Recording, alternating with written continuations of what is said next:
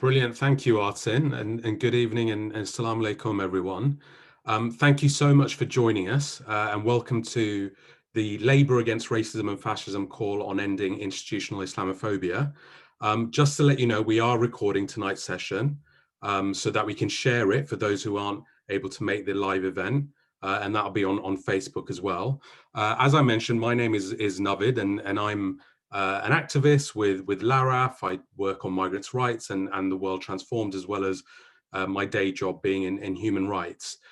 Tonight, we're going to be discussing the Labour Party conference on ending institutional Islamophobia. We've posted the motion that we're speaking to in the chat. So if you haven't had the time, please do take a look when you can. And we're really lucky to be joined by two really brilliant speakers, Nazanin Masumi and Nabila Molana, to take us through why this motion deserves our support.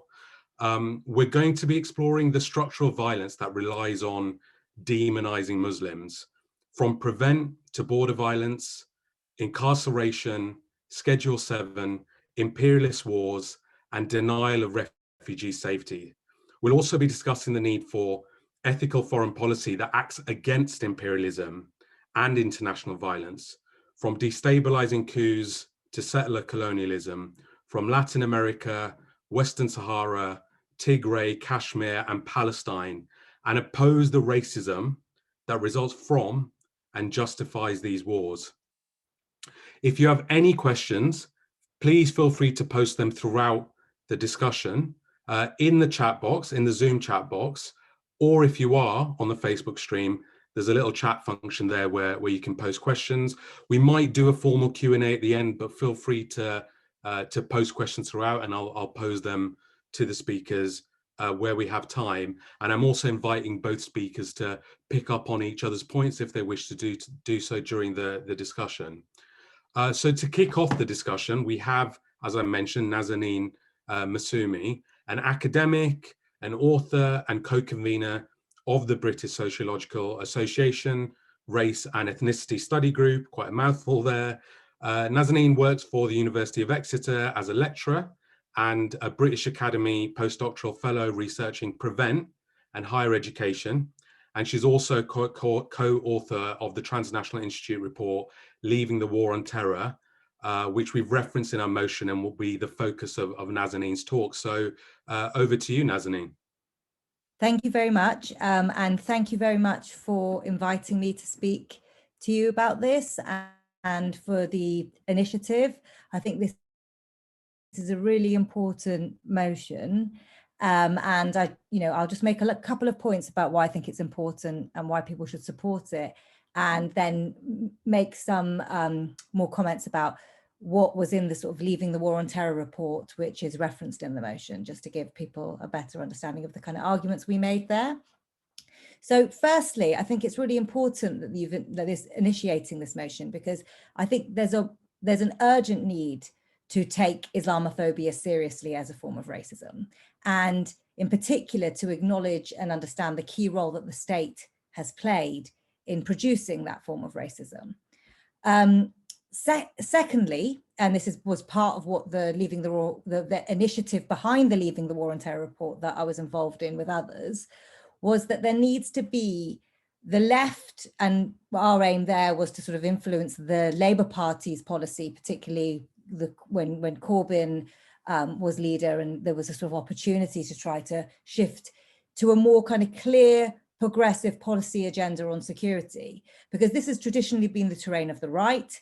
And part of the initiative of the Leaving the War on Terror report was to try and map out what a left agenda on security is. So rather than start to think about security more holistically, not sort of narrowly defined by the security elites and political elites as a sort of national interest, but think about a wider understanding and conception of social and societal well-being and protection against racism, poverty, domestic violence. And this kind of thinking about what a framework that thinks about security more holistically would mean for key policy demands in this area.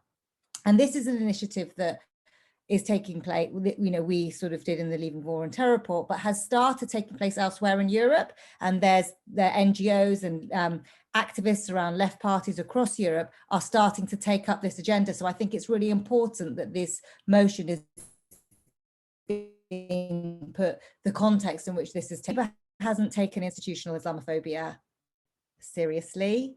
It unfortunately, hasn't taken the institutional Islamophobia seriously enough. And more importantly, New Labour plays a role in, it was New Labour's policies that began the disastrous war on terror. And therefore, Labour should bear some responsibility in trying to undo some of the harms that have come as a result of that. So I think it's really important that these policies are taken up by Labour. And considered as a whole, the Britain's counterterrorism policy and the war on terror over the last 2 decades has been a catastrophic failure. If the aim was to reduce the number of civilian deaths to political violence, we can see quite clearly that the war on terror has made that situation worse. The war on terror and the counterterrorism policies that Britain has adopted are profoundly undemocratic, and over the last 20 years have had a particular effect on Muslims and their ability to participate in public life. Since the beginning of the war on terror, the UK has used exceptional legislation that disproportionately targets Muslims. This has involved surveillance, detentions without charge, extradition, and even citizenship removal. And taking one example, which is mentioned in the motion, Schedule 7 of the Terrorism Act, which is a particularly draconian measure that allows you to stop and search people at a port with no need for reasonable suspicion. If you are of Pakistani origin, you are 150 times more likely to be stopped under that legislation than if you are white. Now, there's no data on religion, but you can see the disproportionate impact that has on Muslims in terms of profiling. But we've also seen the expansion of counterterrorism apparatus beyond the traditional home of security and police into sort of other areas of public life through the PREVENT program. And PREVENT is now applicable to health, education, social services, youth work, and it's undermining the social fabric of those institutions. So since this is now also a statutory duty for this to be in place in public institutions, and since that came into effect, in the first year, 4,500 people were being referred, the equivalent of 12 people a day. Now, they were being referred to the sort of PREVENT de-radicalization program. Now that's more like 20 people a day. And the one disturbing aspect of that is that many of these are children and young adults, including children as young as 3. Nurseries have had their Ofsted downgraded because of not doing enough about radicalization and extremism. Now, it's beyond belief to try and imagine what a sign of radicalization is in a 3-year-old. But this is also undermined kind of being able to participate in public life and for Muslims to be able to access these institutions, whether it's education, universities, organizing political events, etc. And there's increasing self-censorship and bullying, etc., that comes as a direct result of this sort of racial profiling. And the trend of PREVENT it's gone through loads of iterations and loads of different forms, but the trend has always been that it's moved into a more authoritarian direction. And recently we saw police training manuals, not with Extinction Rebellion and other direct action environmental groups listed as extremists, including anti-war groups, anti-racist groups, and even the peaceful environmental cycling group. So while Muslims have definitely felt the sharp end of these policies, it actually affects many groups beyond that too. And alongside such authoritarian moves, the Tory government has in the pandemic, and also like the police crime and sentencing bill, which is the key to all the protests at the moment, is a truly sort of worrying development for any kind of democratic society.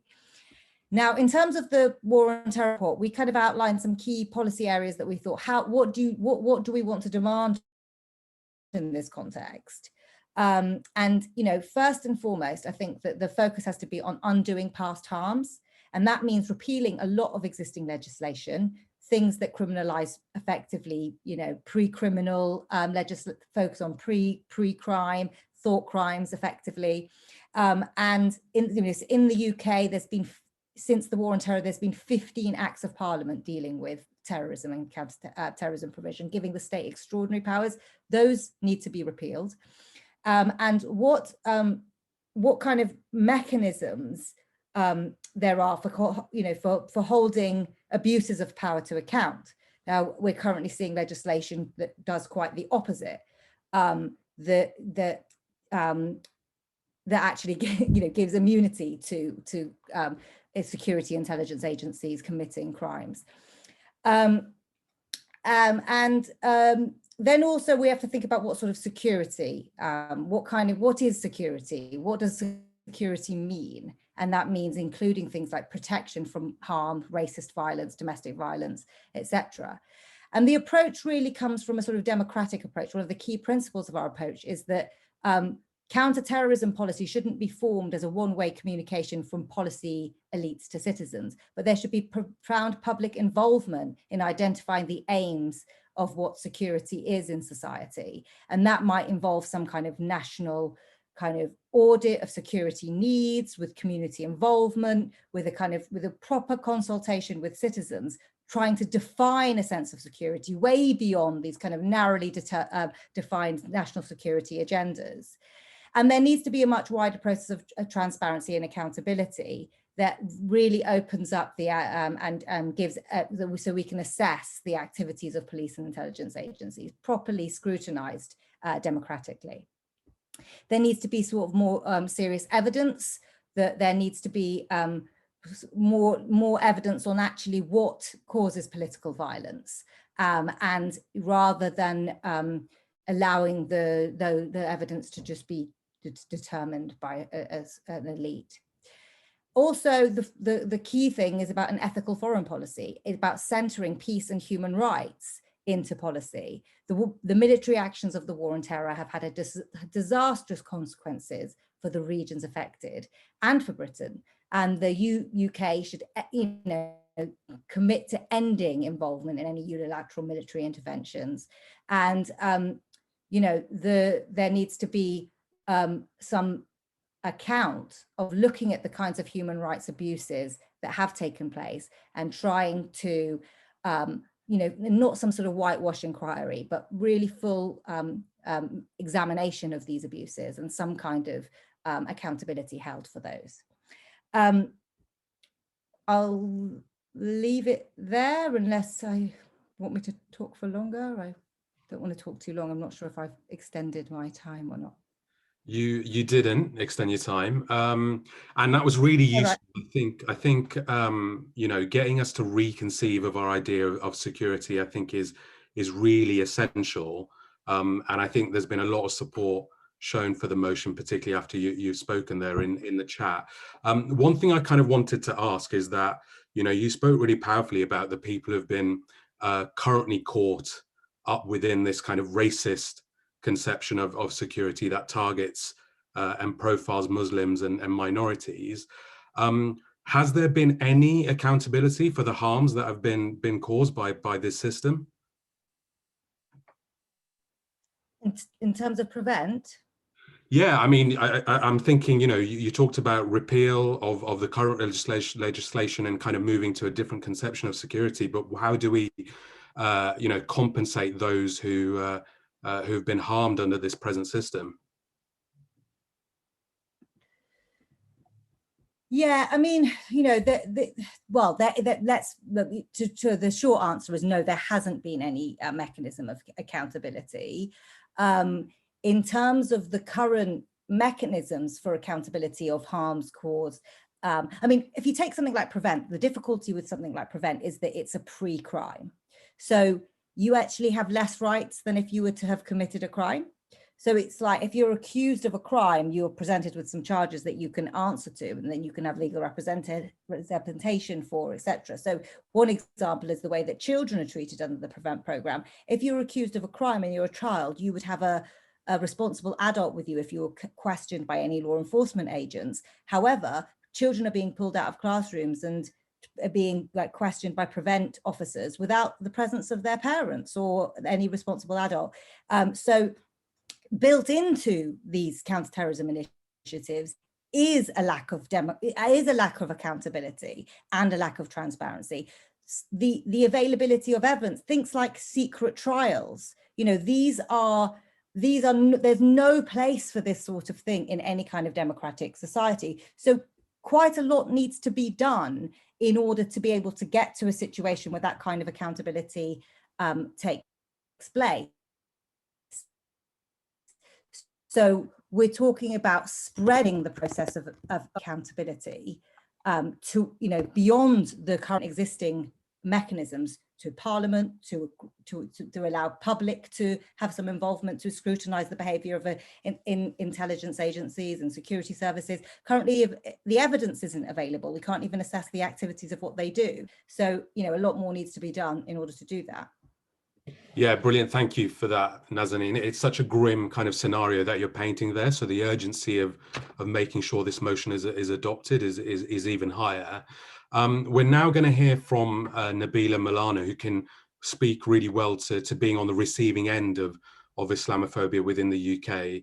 Nabila is an elected student rep on the Young Labour National Committee and the former co-chair of Sheffield Young Labour, and also a part of the brilliant Acorn Union, which we should all be supporting. And as I mentioned, Nabila is going to be focusing on her lived experience of being a Muslim within the UK. Over to you, Nabila. Hi, everyone. Thank you for the invite to speak today, Nav. So every time I do a talk on Islamophobia, I sort of tend to pull up facts and figures. How many people have experienced Islamophobia in universities, workplaces, the Labour Party, and all that kind of data. And today, like Nav mentioned, I thought I'd give you snippets of some of my own experiences. So at university, I wasn't necessarily the most vocal student in my class. And yet on my law degree, when we were discussing the law surrounding terrorism, I had the whole class turn to me and look at me, because they wanted to know what I thought about it, what was the Muslim girl's hot take. And it was on the same module that I was actually petrified to do the research for my essay, because, why else would a Muslim be Googling different aspects of terrorism if they weren't going to become a terrorist themselves? And I knew of the prevent policy, and I just didn't want to be its next victim. My next one was about Brexit, which is, always everyone's favourite topic. So no matter how you voted on Brexit, or why you voted that way, I think the reality of it is that it was a very divisive vote, and for a lot of people it was motivated by xenophobia. And I remember the day after the results, that the vote was announced, I got onto the bus to hear the comments of, "Oh, I can't believe they're still here." And I'm not sure how many people remember Punish a Muslim Day from a few years ago, but on Punish a Muslim Day, my mother and I came home after work, and we found a man waiting outside our house with a knife. So to essentially cut a long story short, we got into the house safely, and, as you do, we called the police. Now, we're the only Muslim family in the neighbourhood, and yet we were told over the phone that it was completely random that happened to us. They don't really understand why it was outside our house. There was no visit, no check-in, no offer of support. And, I have plenty more stories that I could share. Some of them, from when I was quite young, when I was a child, and some of them obviously when I was much older and I was a visibly Muslim woman who wore a headscarf. And, thinking of some of them, I'm actually quite grateful that I'm still here to share them. But as we all know, none of these stories are unique, and none of them sort of exist in a vacuum. All these stories, just like the stories of thousands of other Muslims like myself, are a culmination of bad laws, ineffective policies, and the upholding of systems that are intentionally Islamophobic. And I think it's really important when we have these conversations about Islamophobia, when we talk about people's experiences, that we understand that, it's not a case of just a few bad apples in the basket. it's actually a case of the basket wasn't made to protect people like me. And, you know, we know that policies alone aren't the solution, but I strongly believe that this policy on tackling institutional Islamophobia, and not just Islamophobia as a surface level manifestation that supposedly comes out of nowhere, like, I think this policy is a huge step in the right direction. And I don't think it's, you know, a problem that we can sort of attribute to the Conservative Party alone, and completely wash our hands off it. And, you know, I really hope that comrades will join me in making sure that this policy is voted in at conference. So I just wanted to keep it quite brief in case anyone had any questions, but I'm also aware that sharing experiences can sometimes be quite heavy, so I didn't want to go into too much detail. But I hope that gives you some sort of idea of why I'm really, really relieved that this policy has come forward, but also, you know, very happy to throw my weight behind it, and I hope that others will join me in doing the same. Thank you, Nabila. And yeah, that's so hard to share that kind of personal testimony on something so difficult. So we're really grateful to you. I think, you know, the fact of you saying you're grateful to be here today to share this, I think is a really depressing, I mean, we're also grateful, but depressing that, you know, this is something we need to hear from. And I think, you know, the analogy you gave about the basket not being designed to protect you, I think is one that will resonate, and there's a lot of solidarity for your experiences. Just before we kind of move on, I just wanted to ask, without obviously, you know, the focus of the motion is obviously tackling that institutional Islamophobia, which you rightly pointed out is the basket, right? So we need to tackle that.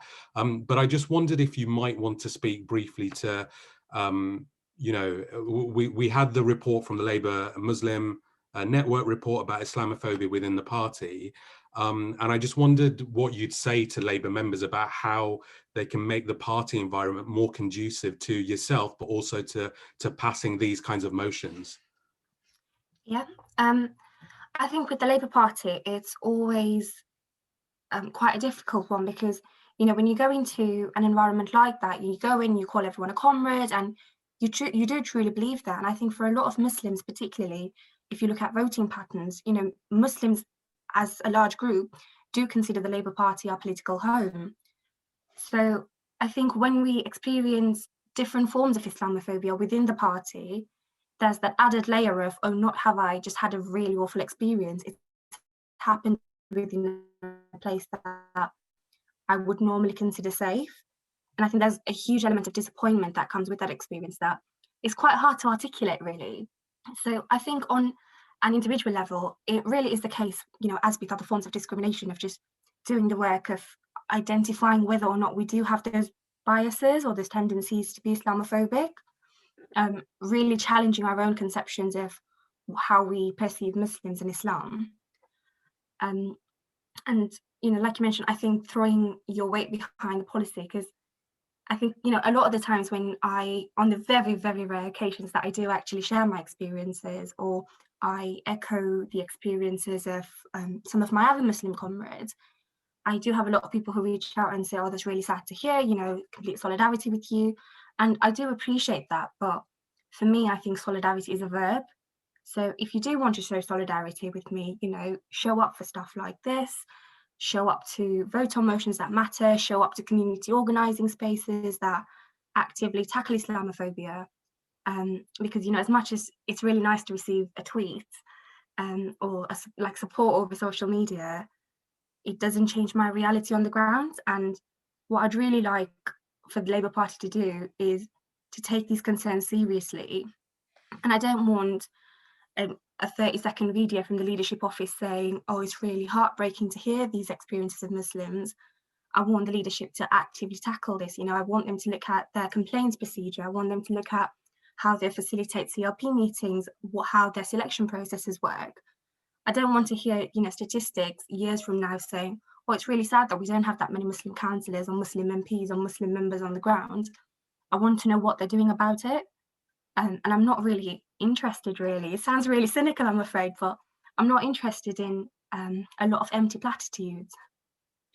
Yeah, exactly. And I think solidarity being a verb is advice that we all need to heed. And obviously grateful to everybody who's joined us tonight. We're going to be sharing details on how to support the motion, how to share it with other Momentum members to get them to support it. We'll only have a week to do it. Artin from LARAF, the LARAF committee, is going to share all of those details. So, make sure that you've read the motion, you've supported the motion, and you've shared it with others in the coming week. Before we go on, I just want to check if there are any questions in the chat, but also see if Nazanin or even Nabila, vice versa, wants to respond to anything that's been said or anything, or add anything that has been remaining. I think you've both got the ability now to unmute yourselves, so feel free to jump in if there is anything. Yeah, Nazanin? Yeah, hi. Yeah, I think there was a question about terrorism and national security as a sort of definition kind of thing. And I would say that, yeah, I agree that that I don't use the term terrorism. I don't think that terrorism is a useful term. I think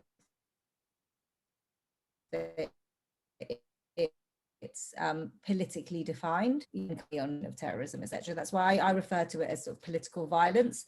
And then again, the sort of perspective of the War on Terror report, leaving the War on Terror report, about the question of national security. The national security is something that's defined by a very, very small select group of people with particular interests.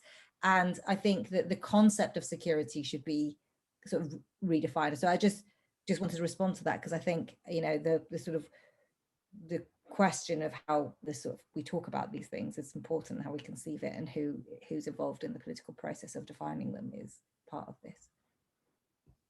Yeah, exactly. And I guess this is part of, our evening tonight, is to make sure that our voices are being heard when these things are being defined, and they're meant, what they should mean. I think at this point, if there aren't any questions coming in, I am going to hand over to Artin Giles, who's on the LARAF committee. Obviously, LARAF have drafted this motion in collaboration with a lot of others, using a lot of people's resources. So I'm going to hand over to Artin to speak to the motion and to those logistics on how you need to go about voting for it. Great, thank you very much, Nav, and thank you for chairing, and thank you everyone for joining. And so, as Nav said, my name's Artin. I'm one of the members of the LARAF committee, which is Labour Against Racism and Fascism. So thank you for joining the call tonight. So as Nav was saying, we've got our policy motion, which has been submitted to Momentum's policy primary. The ballot opens tomorrow on Wednesday, the 24th of March. And so you will get an email, and the ballot is only open for 7 days. So please make sure that you vote early tomorrow. Please make sure that you spread the word to your friends and other Momentum members. You'll receive an email tomorrow. And to remind you all to first preference it. You get up to 8 preferences for the different motions that they will be taking to the Labour Party conference. And so by first preferencing this motion, it will enable Momentum to get the resources behind it to really push this conference motion to go to the conference floor and to get people, voting it. And as our speakers were saying, the need to pass this motion is incredible. It's urgent. As we've seen over the last few weeks, state violence is increasing, and this, as Neen said, as Nabila attested to, prevent is a fundamental part of that state violence, and the Labour Party has to oppose that. The link to the motion is being posted in the chat now, and tomorrow you will get an email from Momentum, if you're a Momentum member, asking you to vote in this policy primary. So please first preference our motion, LARAF's motion, End Institutional Islamophobia. And just to put it on record, our thanks to everyone on our LARAF volunteers and members who have helped write this motion and make it possible to be sent to Momentum. So please vote on that tomorrow when you get your ballot. First preference it, End Institutional Islamophobia. And please do, when the time comes, pass it through your CLPs and pass it through the conference. Brilliant. Thank you, Artin. I don't think there's an awful lot for me to add. I just want to wrap up and give my thanks to Nabila, Nazanin, and Artin for taking us through the motion, why it's important, and how you need to go about voting for it. We're posting a document, I think it's maybe been posted already in the chat, which has all of the links that we've referenced today, including a link on where to vote. And some draft WhatsApp messages you might want to use when encouraging others to support. So grab those links, grab those documents, grab those messages, and we'll leave the chat open as well for a brief period for you to do that. Artin's mentioned about sharing the motion and the fact that you've got 7 days from tomorrow. So put something in your diary, do it immediately, like when it opens. Make sure you don't forget and make sure you share with others. And yeah, if people want to support us, make sure you do so on Twitter, on Facebook. I think this video will be on Facebook as well. So share this video if people haven't been able to attend and you want them to understand why this is a really important motion. And lastly, don't forget to join our mailing list if you're not on it already. I think maybe a way to join that mailing list is being shared in the chat. And thank you again. Solidarity and fingers crossed we get this motion onto the conference floor. Thank you.